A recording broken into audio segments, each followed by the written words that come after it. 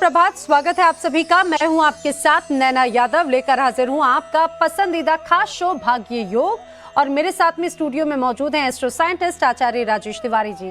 आचार्य जी, बहुत स्वागत है आपका कार्यक्रम में। धन्यवाद।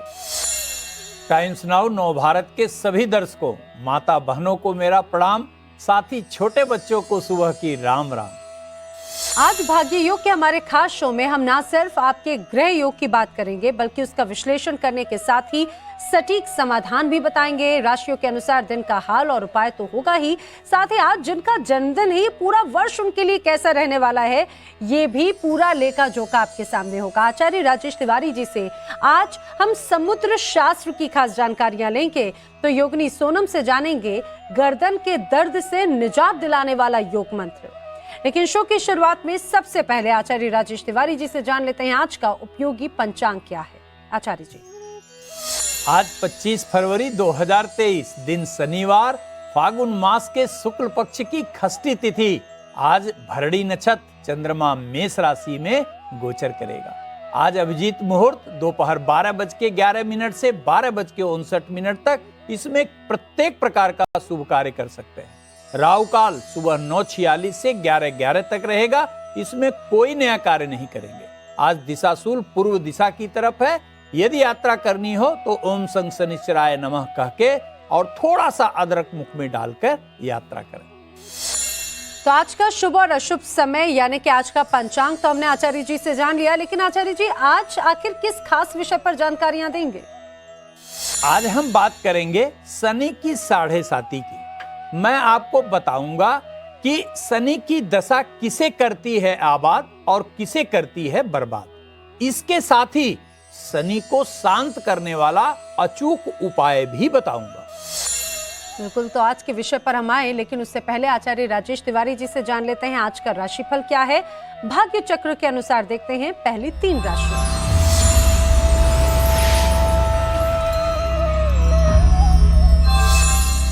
तो आचार्य जी, भाग्य चक्र के अनुसार सबसे पहले बात करेंगे मेष, सिंह और धनु राशि के जातकों की। मेष राशि, आपकी राशि से छठे गोचर कर रहा चंद्रमा थोड़ा थकान एवं निरस्ता दे सकता है। नौकरी और व्यवसाय में लेकिन अच्छी सफलता मिलेगी।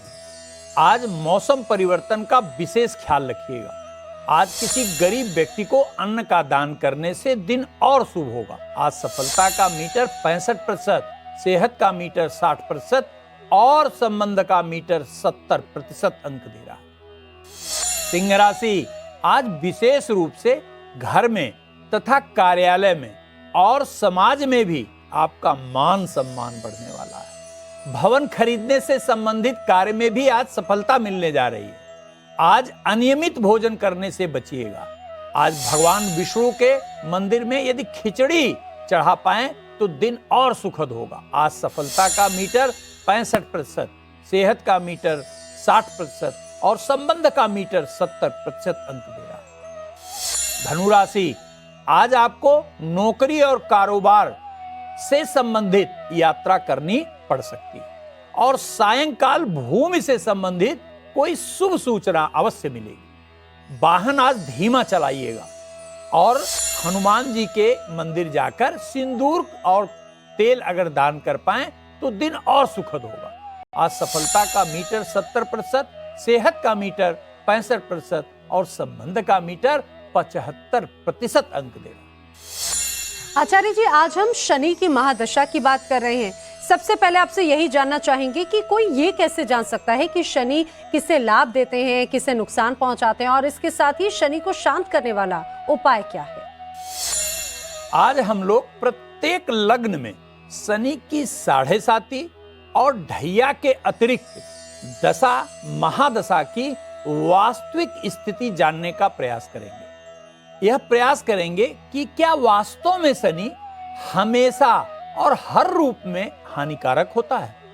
इसके अतिरिक्त सबसे पहले हम चर्चा करते हैं मेष लग्न पर। ध्यान रखिएगा, यहां दर्शकों मैं पुनः उल्लेख करूं कि मैं लग्न के अनुरूप चर्चा कर रहा हूं, राशि के अनुरूप नहीं। तो आइए चर्चा को आगे बढ़ाते हैं। सबसे पहले मेष लग्न लेते हैं। मेष लग्न में शनि 10th और एकादश भाव का स्वामी होता है। इसलिए इस लग्न में वह न्यूट्रल या तटस्थ ग्रह की भूमिका निभाता है, जिसके कारण अपनी स्थिति के अनुसार वह अच्छा और बुरा दोनों ही फल प्रदान करता है। शनि को बेहतर बनाने के लिए मंगलवार को व्रत रहिए और नियमित रूप से 11 बार बजरंग बाण का पाठ करिए। कैसा भी शनि विपरीत होगा, निश्चित ही अनुकूल होगा। अब आते हैं वृषभ लग्न पे। वृषभ लग्न में शनि सबसे बड़ा राजयोगकारी ग्रह होता है। यह दशम और नवम दोनों का नेतृत्व करता है, जिसके कारण इसकी दशा महादशा सदैव कल्याणकारी होती है और 7.5 भी फलदायी होती है। आप नियमित रूप से अगर ओम संग शनिश्चराय नमः मंत्र का जप करिए तो रूप से व्रत रहना चाहिए और नियमित रूप से मृत्युंजय मंत्र का पाठ करना चाहिए। यदि आप कन्या लग्न में पैदा हुए हैं तो कन्या लग्न में शनि पंचम भाव अर्थात त्रिकोण का नेतृत्व करता है, जिसके कारण मारक होते हुए भी वह मारक का कार्य नहीं करता। और शनि के प्रभाव में यदि कहीं से भी आपको कोई नकारात्मक परिणाम मिल रहा है तो नियमित रूप से मात्र ओम प्रांग प्रिंग प्रोंग सह शनिश्चराय नमः मंत्र का जप करिए, निश्चय ही दुष्प्रभाव से मुक्त हो जाए। आचार्य जी, हमारे साथ में एक दर्शक जुड़ी है फरीदाबाद से। प्रीति जी इस समय फोन लाइन पर हैं। बहुत स्वागत है कार्यक्रम में। प्रीति जी, आपका डिटेल्स बताइए, जन्म की तारीख क्या है? 9 जनवरी 2001 है। 9 जनवरी 2001। जन्म का समय क्या है जी? रात के 1:20। रात में 1 बजे का? हाँ, 1:20। 1:20। और जन्म का स्थान क्या है? पलवल। ठीक है, क्या जानना चाहती हैं प्रीति जी? सवाल पूछिए। मैं अपने बेटे के बारे में पूछना चाहती हूँ। क्या है सवाल?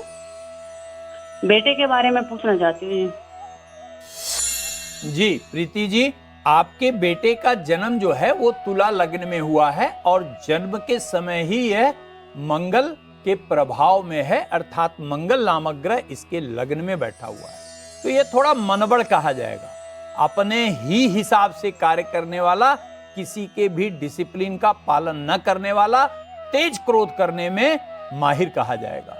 इसलिए सबसे पहले इनके मन पर नियंत्रण रखना आवश्यक है।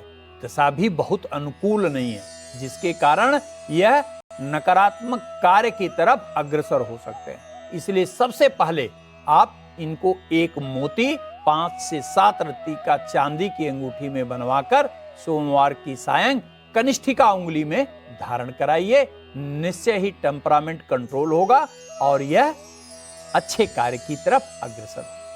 तो प्रीति जी, उम्मीद है आपको आपके इस सवाल का जवाब मिल गया होगा। हमारे अन्य दर्शक भी हमारे साथ कार्यक्रम में जुड़ सकते हैं। टीवी स्क्रीन पर दिखाए जा रहे नंबर्स पर और ईमेल एड्रेस पर आप अपनी डिटेल्स हमें भेज सकते हैं। डिटेल्स में जन्म की तारीख, समय और स्थान हमें भेजना होगा और कार्यक्रम का हिस्सा बन सकते हैं। आगे हम बची हुई 6 लग्न के लिए भी शनि के उपाय जानेंगे, लेकिन उससे पहले भाग्य चक्र के अनुसार जान लेते हैं अगली 3 राशियों का राशिफल।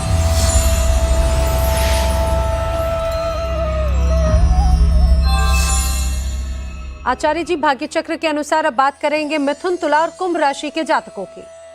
मिथुन राशि, सुख भाव में चंद्रमा का गोचर आज पारिवारिक प्रसन्नता प्रदान करने के साथ आर्थिक लाभ भी देगा। आज अपने किसी मित्र के द्वारा आपका कोई विशेष कार्य होगा। अपने से छोटे लोगों को डांट डपट बिल्कुल मत लगाइएगा। और आज ओम संग शनिश्चराय नमः मंत्र कहते हुए घर से बाहर निकलिए। दिन अत्यंत मंगलमय बीतेगा। आज सफलता का मीटर 70%, सेहत का मीटर 65% और संबंध का मीटर 75% अंक देता है। तुला राशि, द्वादश का चंद्रमा व्यर्थ की भाग दौड़ कराएगा। आर्थिक पक्ष और नौकरी के क्षेत्र में लेकिन सफलता बेहतर देगा। अनावश्यक खर्च से लेकिन आज बचिएगा। आज भगवान शिव का जलाभिषेक करके अपने काम पे जाइए, कार्य सिद्ध होगा। आज सफलता का मीटर 65%, सेहत का मीटर 75% और संबंध का मीटर 70% अंक देता है। कुंभ राशि, आज का दिन आपका बड़ा ही व्यस्ततम बीतेगा। कार्य की जिम्मेदारी के अतिरिक्त पारिवारिक जिम्मेदारी भी आज बढ़ेगी। आज आप गाड़ी चलाते समय बहुत सावधान रहिएगा। आज सुंदर कांड की 11 चौपाई पढ़ के घर से निकलिए, सर्वथा कल्याणकारी फल पाएंगे। आज सफलता का मीटर 70%, सेहत का मीटर 65% और संबंध का मीटर 75% अंक दे रहा है। आचार्य जी, आपने मेष से लेकर कन्या लग्न तक के जो लोग हैं उनके लिए बताया कि शनि के क्या करें, उन्हें भी शनि के महामंत्र बता दीजिए। देखिए, तुला लग्न में शनि नामक ग्रह सबसे बड़ा राजयोगकारी ग्रह होता है, क्योंकि यह चतुर्थ और पंचम दोनों ही भावों का नेतृत्व करता है। अतः शनि की दशा सर्वथा ही आपके अनुकूल होती है। विपरीत भाव स्थिति में यदि शनि है या दुर्बल है तो नियमित रूप से रुद्राष्टकम का पाठ करिए, यह अत्यंत कल्याणकारी फल प्रदान करेगा। और यदि कहीं आप वृश्चिक लग्न में हैं तो वृश्चिक लग्न में शनि तटस्थ होता है, यानी न्यूट्रल होता है, कुछ लाभकारी और कुछ विनाशकारी दोनों ही परिणाम देता है। अतः अपनी स्थिति के अनुसार ही यह फल प्रदान करता है। किसी भी विपरीत स्थिति में यदि शनि हो तो मंगलवार का व्रत रहिए और प्रतिदिन सुंदरकांड की 21 चौपाई का पाठ करिए, निश्चय ही शनि लाभकारी परिणाम प्रदान करेगा। लेकिन यदि आपका जन्म धनु लग्न में है तो शनि मारक बन जाता है, क्योंकि द्वितीय और तृतीय दोनों ही भावों का नेतृत्व करता है। अतः ऐसी स्थिति में बचाव के लिए क्या करना है? सोमवार का व्रत रहना है और प्रतिदिन सुबह और सायं महामृत्युंजय की 3 माला करिए। दशा के रूप में विपरीत हो, 7.5 के रूप में विपरीत हो, निश्चय ही शनि अनुकूल बनेगा। यदि आपका मकर लग्न है तो मकर लग्न में शनि लग्न का नेतृत्व करता है, अर्थात लग्नाधिपति होता है। अतः बहुत विपरीत परिणाम कभी भी नहीं प्रदान करता। परंतु भावगत रूप से या बल के रूप में अगर वह निर्बल है तो नियमित रूप से शनि के ओम प्रांग प्रिंग प्रोंग सह शनिश्चराय नमः मंत्र का जाप करिए, मंगलकारी परिणाम प्राप्त करेंगे। और अगर आपका कुंभ लग्न में जन्म है तो कुंभ लग्न में भी शनि लग्न का नेतृत्व करता है, जिसके कारण यह लाभकारी ग्रह की श्रेणी में आता है। दर्शकों ध्यान रखिएगा, शनि कुंभ लग्न में द्वादश का भी मालिक होता है, लेकिन त्रिकोण का अधिपति होने के कारण वह परम राजयोगकारी होता है। लेकिन अगर किसी भी रूप में, चाहे बल चाहे भावगत रूप में कहीं से भी निर्बल हो तो मंगलवार का व्रत रहिए और 3 पाठ नियमित हनुमानाष्टक का करिए। कैसा भी विपरीत अवस्था हो समाप्त हो जाएगी। ध्यान रखेंगे अब मीन लग्न वाले, मीन लग्न में शनि प्रबल मारक होता है, क्योंकि एकादश और द्वादश दोनों भावों का नेतृत्व करता है, जिसके कारण 7.5 हो या दशा हो, कहीं से भी अगर आप उसके प्रभाव में आ रहे हैं तो क्या करें?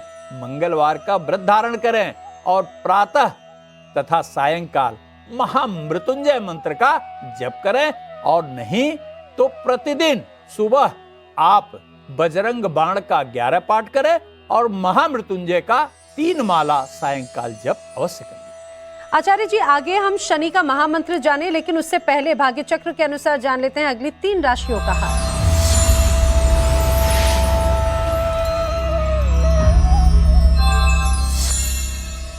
तो भाग्य चक्र के अनुसार अब बात कर लेते हैं वृषभ, कन्या और मकर राशि के जातकों की। वृषभ राशि कैरियर तथा आर्थिक दृष्टिकोण, मकर राशि भाग्य के घर में गोचर कर रहा चंद्रमा आपका बिगड़ा कार्य बनाएगा और नए कार्य का अवसर भी प्रदान करने वाला है। अपने अंदर नकारात्मक विचार आज बिल्कुल मत आने दीजिएगा। तिल का लड्डू अगर शनि मंदिर में आप चढ़ाएं तो दिन कई गुना लाभदायी बनेगा। आज सफलता का मीटर 75%, सेहत का मीटर 70% और संबंध का मीटर 80% अंक देता है। आचार्य जी, आपने आज शनि की महादशा और उसके अचूक मंत्र बताए हैं। अब आपसे ये भी जानना चाहेंगे कि शनि का महामंत्र क्या होता है? आपका जन्म किसी भी लग्न में हो, शनि कितना भी विपरीत क्यों न हो, इस मंत्र का नियमित 1 माला पाठ करिए, महाकल्याण होगा। ओम अंजनी सुताय विद्महे वायुपुत्राय धीमहि तन्नो मारुति प्रचोदयात्। बस इस मंत्र का आप पाठ करिए, आप प्रत्येक कष्ट से मुक्त हो जाएंगे। आचार्य जी, वो लोग भी इंतजार कर रहे हैं जिनका जन्मदिन है, आपसे जानेंगे ये पूरा वर्ष उनके लिए कैसा रहने वाला है। लेकिन उसके पहले भाग्य चक्र के अनुसार अंतिम 3 राशियां जान लेते हैं, यानी कि बात करते हैं कर्क, वृश्चिक और मीन राशि के जातकों की। कर्क राशि, भूमि के निवेश से आज अच्छा लाभ दिखाई दे रहा है। आपको पार्टनर से थोड़ा मानसिक मतभेद अवश्य हो सकता है, लेकिन घबराने वाली कोई बात नहीं है। अनैतिक रास्ते का चुनाव आज लाभ के लिए बिल्कुल मत करिएगा। शनि मंदिर जाकर तेल का दान करें, दिन और लाभकारी होगा। आज सफलता का मीटर 65%, सेहत का मीटर 80% और संबंध का मीटर 75% अंक देता है। वृश्चिक राशि, लाभकारी घर में गोचर कर रहा चंद्रमा आर्थिक पारिवारिक कार्यों में विशेष सफलता देने के साथ साथ पारिवारिक मंगल भी प्रदान करेगा। आज अपने मित्र से संबंध बनाए रखिएगा, मतभेद बिल्कुल मत पालिएगा। आज नमः शिवाय 11 बार अवश्य कहकर घर से निकलिए, आज का दिन बेहतर होगा। आज सफलता का मीटर 65%, सेहत का मीटर 70% और संबंध का मीटर 60% अंक देता है, इसलिए संबंधों पर विशेष ध्यान देंगे। मीन राशि, पत्नी से आज आपको बड़ा ही सहयोग मिलेगा और यात्रा में भी स्पष्ट लाभ की स्थिति बन रही है। परिवार के सदस्यों की भावनाओं का ध्यान आज जरूर रखिएगा, नहीं तो परिवार में असमंजस की स्थिति बनेगी। आज के दिन किसी गरीब व्यक्ति को अगर आप वस्त्र दान करें तो दिन कई गुना लाभकारी होगा। आज सफलता का मीटर 75%, सेहत का मीटर 65% और संबंध का मीटर 80% अंक दे रहा है। योगिनी सोनम से गर्दन के दर्द से निजात दिलाने वाला योग जाने, लेकिन उसके पहले आचार्य जी बात उनकी कर लेते हैं जिनका आज जन्मदिन है। ये पूरा वर्ष उनके लिए कैसा रहने वाला है? जिनका आज जन्मदिन है उनको मेरी तरफ से बहुत बहुत बधाई और ढेर सारा प्यार। 25 का जन्म होने के कारण आपका बर्थ नंबर या मूलांक 7 होता है। 7 का नेतृत्व केतु करता है, जो अत्यंत रहस्यमय ग्रह है। आपके अंदर गुप्त ऊर्जा सर्वाधिक होती है, अर्थात यदि आप किसी भी कार्य के लिए ठान भर लीजिए तो निश्चित रूप से किसी कीमत पर आप उसे पूरा कर सकते हैं। केतु को और बेहतर बनाने के लिए, इस वर्ष और लाभकारी परिणाम पाने के लिए क्या करें? नियमित रूप से ओम कें केतवे नमः मंत्र का जप करें। और आइए अब बात कर लेते हैं आपकी सेहत की। लोगों को आजकल गर्दन में दर्द बहुत ज्यादा होता है, लेकिन गर्दन की दर्द का समाधान क्या है, उसका योग मंत्र जानने के लिए आइए चलते हैं योगिनी सोनम के पास। नमस्कार, मैं सोनम। आज हम गर्दन के दर्द के बारे में बात करेंगे। गर्दन का दर्द एक आम समस्या बन गया है, जिसके होने के कुछ मुख्य कारण हैं। घंटों एक ही पोजीशन में बैठे रहना, लगातार मोबाइल, लैपटॉप या कंप्यूटर का यूज़ करना, सोते समय काफ़ी ऊंचा तकिया लगाना, या फिर आपकी गर्दन की मांसपेशियों का कमज़ोर होना। तो चलिए आज कुछ योगासन करते हैं, जिससे कि आपकी गर्दन की मांसपेशियां मजबूत तो होंगी ही, साथ ही साथ आपको गर्दन के दर्द में भी काफ़ी आराम मिलेगा। चलिए शुरू करते हैं। पहला उपाय, सीधे बैठ जाएं और अगर आपसे संभव हो तो पद्मासना लगा लें। अब अपने दाएं हाथ को सीधा ऊपर की तरफ लेकर जाएं। अपने दाएं हाथ के पंजे को अपने सिर के बाईं तरफ रख दें। धीरे धीरे आराम से अपने सिर को दाएं कंधे की ओर झुकाएं।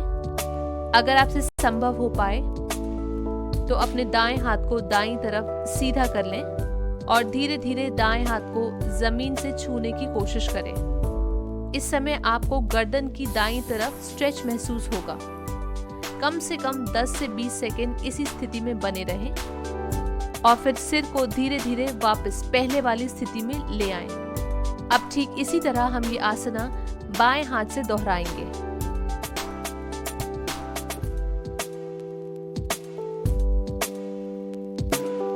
ध्यान रहे, नेक पेन के समय आपको सारे मूवमेंट धीरे धीरे करने हैं एवं अपनी क्षमता के अनुसार ही करने हैं। ज्यादा रोटेट करें। कोशिश करें कि आपका चिन्ह आपकी चेस्ट से टच हो जाए। इस समय आपको गर्दन के पिछले भाग में स्ट्रेच महसूस होगा। कम से कम 10 सेकंड इसी स्थिति में बने रहें और सांस लेते हुए अपने शरीर को वापस ऊपर की तरफ ले आएं। रोजाना इस आसन को कम से कम 4 से 5 बार रिपीट करें। ये दोनों ही आसन आपको नेक पेन में काफी हद तक आराम पहुंचाएंगे। और आचार्य जी, जैसा कि आज हम कार्यक्रम में समुद्र शास्त्र की बात कर रहे हैं, इसमें क्या खास जानकारियां हैं आज? देखिए, समुद्र शास्त्र में आज हम आपसे बात करने जा रहे हैं कि यदि आपके हाथ पर कुछ विशिष्ट चिन्ह हो, जैसे यदि आपके हाथ में त्रिभुज हो, ट्रायंगल हो, स्क्वायर हो, रेक्टेंगल हो या यव हो, तो इसका अर्थ क्या है? जहां भी आपके हाथ में, चाहे बृहस्पति पर्वत पर हो या शुक्र पर हो या शनि पर हो या बुध पर हो, जहां भी ट्रायंगल होगा, उस पर्वत अर्थात उस ग्रह का प्रभाव आपके जीवन में बेहतर और बेहतर आएगा। ठीक ये मंदाचारः प्रसन्नात्मा पीड़ाम दहतु मे शनि 108 बार करिए, निश्चित रूप से आपको नौकरी मिलेगी। तो आज जो उपाय आचार्य जी ने बताए हैं, उन उपायों को जरूर अपनाइए। नौकरी में आ रही समस्याओं से आपको निजात मिलेगी। आचार्य जी, इन खास जानकारियों के लिए आपका बहुत धन्यवाद। धन्यवाद दर्शकों, आपका भी बहुत बहुत धन्यवाद। इसी के साथ भाग्य योग में आज के लिए फिलहाल इतना ही। कल फिर आपसे मुलाकात होगी किसी नए विषय के साथ। तब तक के लिए दीजिए इजाजत। नमस्कार। नमस्कार।